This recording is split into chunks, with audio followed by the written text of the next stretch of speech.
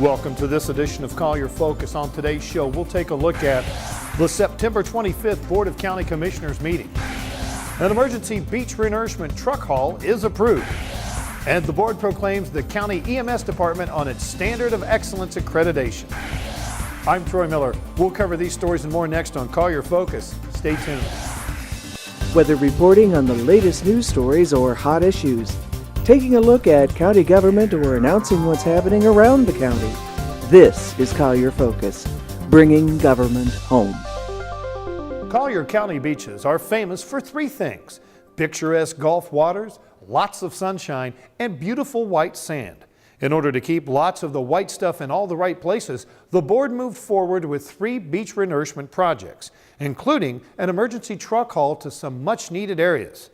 Natural Resources Director Bill Lorenz describes the 3 projects. There are 2 areas on the beach that have really suffered severe erosion, and the way to get the build up the beach, at least to provide some height to the beach, is to bring in sand through an emergency truck haul. So we'll actually go into some quarries in the inland part of Collier County. We'll get that sand, truck that in, and convey it onto the beach in these particular areas. And so we'll try to catch those areas on an emergency condition, and we can do that by simply having the board declare a declaration of emergency for the beaches.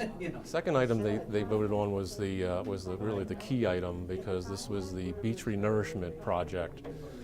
In the past, the board had given the staff direction to look at what we call a 10-year beach renourishment plan, meaning that in 10 years at expected erosion rates, you would then lose part of the beach up to your design width, and then you'd have to replenish it again.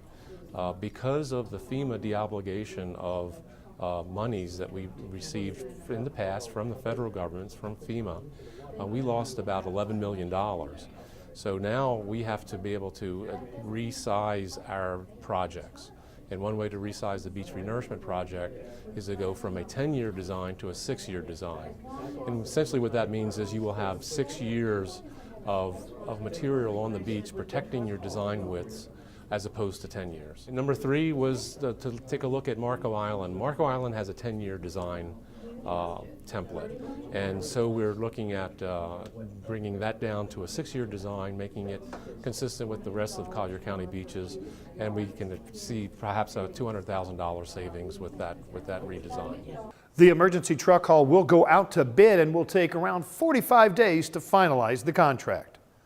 The proposed Immokalee Master Plan was once again on the agenda for the Board of County Commissioners. The board was expecting to vote on the item in order to meet the mandated September 27th deadline. After public comment and discussion amongst commissioners, District 5 Commissioner Jim Coletta made a motion to apply for a deadline extension once again. The board passed the motion for the extension 3-2, with Commissioners Hiller and Henning dissenting. Commissioner Coletta expressed his desire to have the newly seated board work on the proposed plan. On the consent agenda, the commissioners approved the landfill tipping fees for fiscal year 2013. For the 3rd straight year, Collier County residents will see no increase in the fees they pay for waste removal. Solid Waste Director Dan Rodriguez tells us that our low rates compared to level of service are some of the best in the state. Rodriguez went on to say that the residents themselves play a big role in keeping the costs so low. The residents of Collier County, as well as businesses, are some of the greatest recyclers. In fact, Collier County has one of the highest recycling rates in the state of Florida, if not in the top 10 nationally. And it's due to the comprehensive program that we have here in Collier County, but mainly through the support of residents who want to make a difference in preserving natural resources and protecting our environment. This move adopts rates that will fund the FY13 budget for solid waste collection and disposal. The board awarded a construction contract to Bones Incorporated for construction of parts of the Lely Area Stormwater Improvement Project, or LASIP, as it is known. Now, the LASIP project began back in 2004, and to date, 15 of the 30 segments have been completed. This latest contract is for outfalls 3 and 4. The LASIP project is designed to improve stormwater runoff in a very large section of eastern Collier County. The county received 6 bids for this latest construction project, and Bones Incorporated was the lowest bidder. The board approved a proclamation congratulating Collier County Emergency Medical Services for receiving accreditation from the Commission of Accreditation for Ambulance Services for its compliance with national standards of excellence. Collier County EMS Chief Walter Kopka explains what this very distinctive accreditation means to the general public. This is a huge feather in our cap. There are 15,000 EMS providers in the country, and we're one of 152 that have received this recognition. It's a step above the county and local and state standards that are imposed upon us. Most of the regulations that they have go a step beyond that, which improves patient care in the end, improves operations, and makes it a safer operation to work in. The chief went on to thank all of the EMT and paramedics who have worked on this achievement for the past 2 years. Congratulations to Arthrex Incorporated on receiving the RAP Award for contributing to the greater good of Collier County by conducting business in an environmentally friendly manner. By promoting their green policy and the reduce, reuse, recycle messages through corporate management and staff, thereby helping to prolong the usable life of the Collier County landfill. Well, that's all the time we have on this episode of Collier Focus. Thanks for watching. We'll see you next time.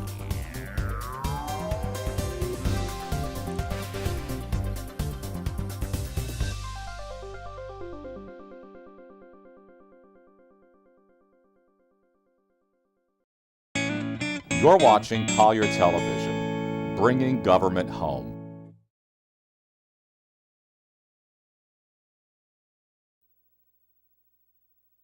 We've all got them, hanging around the house, taking up space in the back storeroom, that corner of the garage, or the outdoor shed. Items that can't be thrown into the trash and can't be put in the standard recycling cart. Items that need a place that's not in your way. Collier County has the solution for items such as automotive fluids, poisons, car batteries, and even paint. They have a recyclable future. They can all come here to one of Collier County's recycling centers. As you can see, our recycling centers are pretty busy with people dropping off all sorts of items. Morning. Morning, sir. How you doing? Good. What's up? Okay, what do you have in the back? I've got some cardboard. I got some automotive batteries. Okay. I've got a computer monitor. Okay. And that's about it. As you pull up to the office, you'll stop and report the items you're bringing in. Your load will be inspected, and any fees due will be collected. Sir, all the items that you have in the back is free. Oh, good. Okay. That's a good thing. And just hold on here for a minute, and I'll get your receipt, and then I'll tell you where to dispose of the stuff. Fine, thanks. Okay. Appreciate that. Okay. You will be issued your receipt and directed to the areas where you can drop off your items. There's your receipt for Thank your you. items that you have. Right. You pull up to the stop sign here. Right. You're going to make a right for the batteries and also the electronics. Okay. Okay. And then you're going to go toward the tall white canopy to get rid of your cardboard. Okay, good. At the recycling centers, we accept both residential as well as commercial recyclables. Residents of Collier County can come 5 days a week and recycle a long list of items. Gasoline, antifreeze, used motor and cooking oil, vehicle batteries, fluorescent lamps, latex paint, pesticides, pool chemicals. Whew, what a list! And all of that is in addition to more standard items such as cardboard, newspaper, phone books, magazines, catalogs, junk mail, cereal boxes, glass, office paper, and even metal appliances. Collier County even recycles electronics, so if you have wondered what to do about that old computer, television, VHS machine, or 8-track, you can bring them to any of the recycling centers. Collier County also has a dynamic recycling program in place for businesses. You can bring in cardboard, office paper, plastics, magazines, phone books, metal, fluorescent bulbs, oil, and non-alkaline batteries, and the like, 5 days a week. The expanded recycling efforts for businesses includes hazardous waste disposal. Businesses can make an appointment to drop off their hazardous waste with a hazardous materials vendor right here at the Naples Recycling Center. Hazardous waste can be grouped into one of the following categories: toxic, flammable, corrosive, or reactive. Some of the items that commercial vendors bring in are flammable, such as xylene, waterproofing. This here container right here is full of turpentine, excess turpentine. We have pesticides, herbicides, oil-based paint, corrosives. any and everything you could possibly think of, they try to bring in, but is not acceptable as household hazardous waste. The county provides the chemist. He analyzes each and every individual one. He'll test it to see if it's an acid, if it's a base, if it's a pesticide, and segregate it accordingly. The contractual agreement is strictly between the commercial customer and the vendor who's doing the clean out. Now, David, you have done this correctly. Now, if clean up your car wash, if the regulators come around and say, "Oh, where's that? All the solvents that you had in your back room," you say, "I took it to the Collier County Household Hazardous Waste site on the Monday that they accept businesses, and they gave me a receipt. Here's a receipt." And it's very important that you hang on to this now, because if a regulator comes around to the car wash or any type of a code enforcement or anybody, they say, "Oh, what happened to your back room full of solvent?" You just say, "These guys took it and here's the documentation for it." So it's very important that you hang on to this. With each passing day, more products are produced that can be recycled. So if you have items that can't go into the standard recycling cart, take them to one of the Collier County recycling centers. Recycle it. It all comes back to you.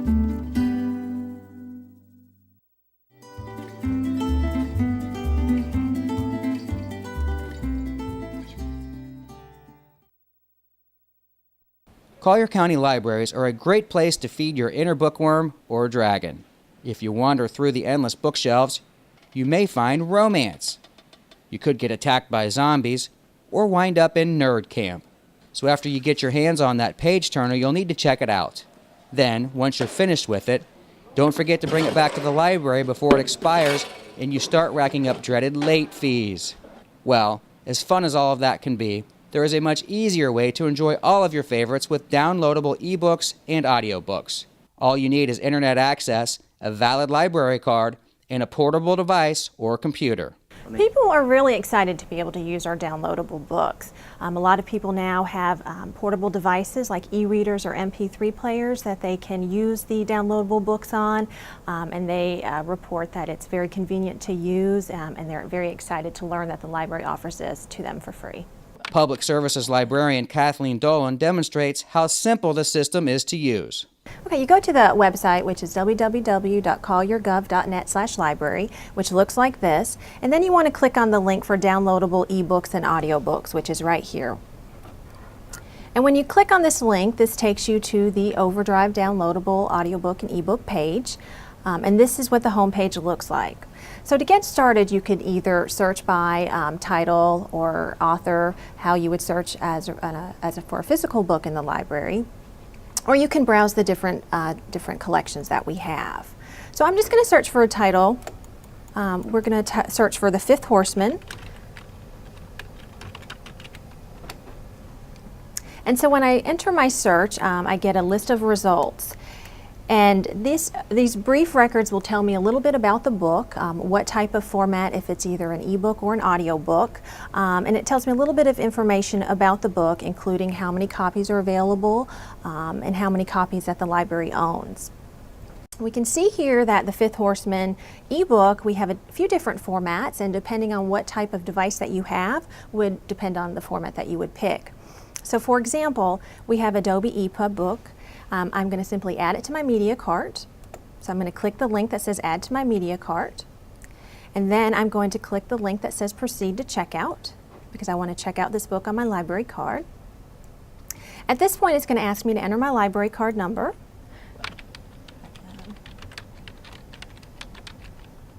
And I put all digits on the front of my library card in without any spaces, and I click log in. And at this point, it's going to ask me how long I want to check out the book for. It shows 14 days here, but for ebooks I can check out for either 7 or 20 or 14 or 21 days. And then I'm going to hit confirm checkout. Now you can check out up to 10 audiobooks and ebooks on your library card, and you can also place up to 10 requests for books. Now it sends me to the screen to actually download the book. So simply I just hit the download button right here to complete the process to download the book. Still not convinced it's easy to use? Okay. Patricia Wilcombe knows how to use it, and she is not a 14-year-old. She's 74. Today she is hosting a book club meeting at the library and showed us the iPad she uses to enjoy her downloadable ebooks and audiobooks. I love it. I think it's very convenient. And as I mentioned before, I'm an older person and I can do it. So I feel that anyone can. If you need help, don't worry, the library has you covered. We offer a lot of support through the library system. We offer classes for the downloadables. We also offer walk-in help periods at certain locations at certain times of the month where people can bring their devices, and if they have computers they can bring it in and we can show them on a more one-on-one basis. We also offer assistance at the reference departments at the regional libraries, as well as the downloadable website has an extensive help resource section. So what are you waiting for?